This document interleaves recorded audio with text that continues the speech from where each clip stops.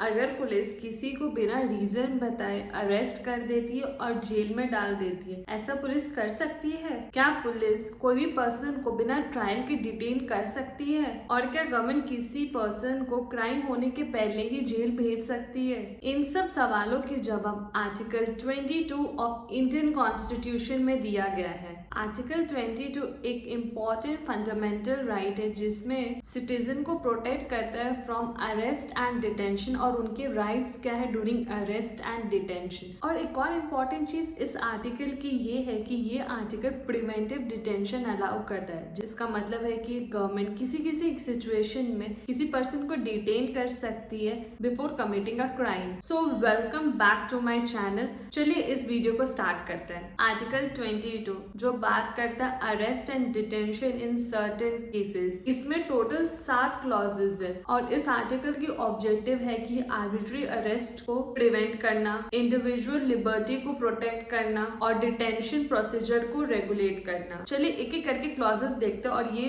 सारे clauses arrest and detention के rule को डिफाइन करता है। पहला क्लॉज, तो इस आर्टिकल में 2 चीज कवर्ड है। पहला, जो भी पर्सन अरेस्ट होता है उसको रीजन बताया जाएगा उसकी अरेस्ट को, और दूसरा, वो पर्सन अपने मन मर्जी के लॉयर को कंसल्ट कर सकता है। सो इस क्लॉज के थ्रू पुलिस किसी को सीक्रेटली अरेस्ट नहीं कर सकता है और ये कॉन्सेप्ट हमारे क्रिमिनल प्रोसीजरल लॉ में भी इम्प्लीमेंट हुई है। जैसे सेक्शन 47 ऑफ BNSS कहता है कि जो भी पर्सन अरेस्ट हुआ है उसको रीजन पता होनी चाहिए उसकी अरेस्ट की, और सेक्शन 38 ऑफ BNSS की जो बात करता है right to concern lawyer of his own choice. Clause 2, इसमें भी आपको 3 चीज का ध्यान रखना होगा। अगर पुलिस किसी को अरेस्ट करती है तो उसको 24 आवर्स के अंदर अंदर मैजिस्ट्रेट के सामने प्रोड्यूस करनी होगी और ये मैंडेटरी रूल है और इसकी प्रोविजन सेक्शन 187 ऑफ BNSS में भी दिया गया है। इस आर्टिकल में ये भी स्पेसिफाई किया है कि travel time will be excluded और जब तक मैजिस्ट्रेट परमिशन नहीं देता डिटेन को आगे बढ़ाने के लिए तब तक वो डिटेन आगे नहीं बढ़ सकती है। सो ये आर्टिकल इलीगल डिटेंशन को प्रिवेंट करने के लिए है। क्लॉज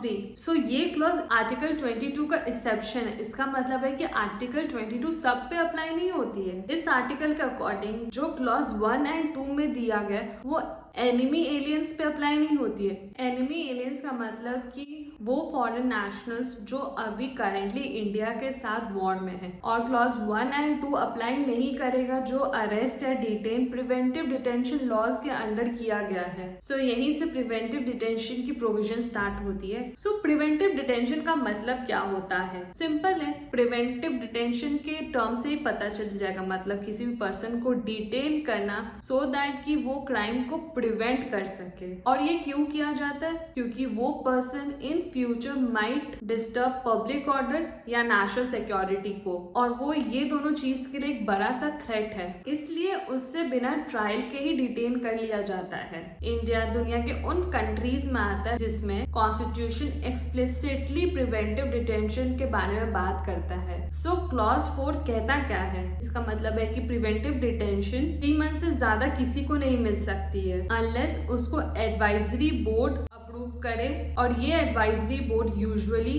हाईकोर्ट जजेस या क्वालिफाइड पर्सन से मिलकर बनता है। क्लॉज 5 बात करता है राइट टू रिप्रेजेंटेशन के बारे में। अगर किसी पर्सन को डिटेन किया गया है तो उसके पास भी राइट है जानने के लिए कि किस ग्राउंड पे उसको डिटेन किया गया है, और उसको भी रिप्रेजेंटेशन का मौका है थ्रू अ लॉयर। मतलब गवर्नमेंट के डिटेंशन को भी आप चैलेंज कर सकते हो अगर वो रॉन्ग है। क्लॉज 6, तो क्लॉज 6 बात करते हैं एक्सेप्शन टू क्लॉज 5। ये बोलता है कि अगर अथॉरिटी को लगता है कि अगर उस पर्सन को या उस डिटेनी को ग्राउंड ऑफ डिटेंशन बताया जाए तो वो पब्लिक इंटरेस्ट के अगेंस्ट जा सकती है। फॉर एग्जाम्पल, अगर टेररिस्ट को अरेस्ट किया तो उसको पब्लिक इंटरेस्ट के लिए डिस्क्लोज नहीं कर सकते उसका ग्राउंड ऑफ डिटेंशन, बट ये पब्लिक इंटरेस्ट पे होनी चाहिए। पर एक लूपहोल है, ये आर्टिकल कभी कभी मिसयूज भी हो सकती है। क्लॉज 7, तो इसको मैं ब्रेक डाउन करती हूँ। तो क्लॉज 7 बात करता है पावर ऑफ पार्लियामेंट के बारे में जो इस आर्टिकल से रिलेटेड है। इसमें पार्लियामेंट को पावर दी गई है लॉज बनाने के लिए जो प्रिवेंटिव डिटेंशन की पीरियड एक्सटेंड कर सकती है,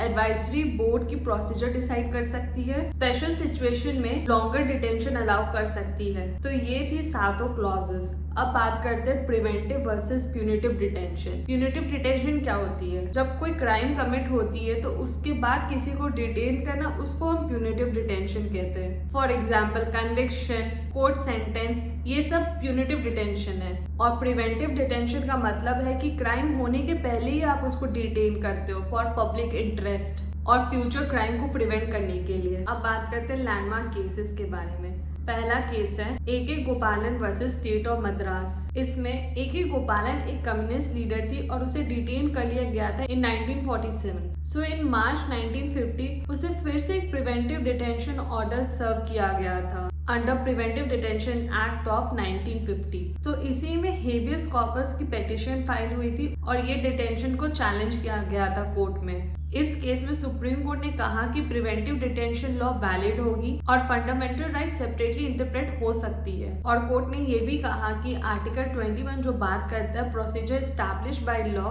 तो उसके अकॉर्डिंग ये डिटेंशन एक्ट वैलिड है, उसकी डिटेंशन वैलिड है। बाद में ये narrow interpretation of procedure establish by law overrule हो गई थी इन Maneka Gandhi versus union of India, जिसमें ड्यू प्रोसेस ऑफ लॉ आई थी। और इसी केस में कोर्ट ने कहा कि आर्टिकल 14, 19 एंड 21 इंटरकनेक्टेड है। लिबर्टी रिस्ट्रिक्ट करे तो उससे फेयर, जस्ट और रीजनेबल होना चाहिए। और कोर्ट ने ये भी क्लियर किया कि बस प्रिवेंटिव डिटेंशन की लॉ हो जरूरी नहीं है, उसके साथ उसको रीजनेबल भी होना चाहिए, फेयर भी होना चाहिए और जस्ट भी होना चाहिए। हमारा तीसरा केस है एडीएम जबलपुर वर्सेस शिवकांत शुक्ला। इस केस को हम हेबियस कॉर्पस केस भी कहते हैं। ये केस इमरजेंसी की टाइम की है और इसमें लोग चैलेंज कर रहे थे इलीगल डिटेंशन जो हो रही थी माइसा के थ्रू। इस केस में कोर्ट हेल्प करता है कि आप कोर्ट के पास नहीं जा सकते इवन तो आपकी आर्टिकल 21 वायलेट हो रही है। आप हेबियस कॉर्पस की केस नहीं फाइल कर सकती हो because it is suspended during emergency. पर ये केस बाद में बहुत क्रिटिसाइज हुई। इसको हम डार्केस्ट आवर ऑफ जुडिशरी भी कहते हैं। ये बाद में जाके ओवररूल हो जाता है बाय 44th अमेंडमेंट एक्ट के द्वारा, जो गारंटी करता है कि आर्टिकल 20 और आर्टिकल 21 सस्पेंड नहीं हो सकते इमरजेंसी में। ये थी हमारी यूनिक आर्टिकल जो एक तरफ अरेस्ट से प्रोटेक्शन देता है, दूसरी तरफ प्रिवेंटिव डिटेंशन अलाउ करता है। इसलिए आज तक आर्टिकल 22 एक कंट्रोवर्शियल आर्टिकल है क्योंकि ये स्टेट सिक्योरिटी और इंडिविजुअल लिबर्टी के बीच में बैलेंस करने की कोशिश करती है। तो आप मुझे कमेंट करके बताओ कि आपको क्या समझ में आया आर्टिकल 22 के बारे में और आप कौन सी टॉपिक मुझे चाहते हो कि मैं कवर करूं। कमेंट करके मुझे बताओ।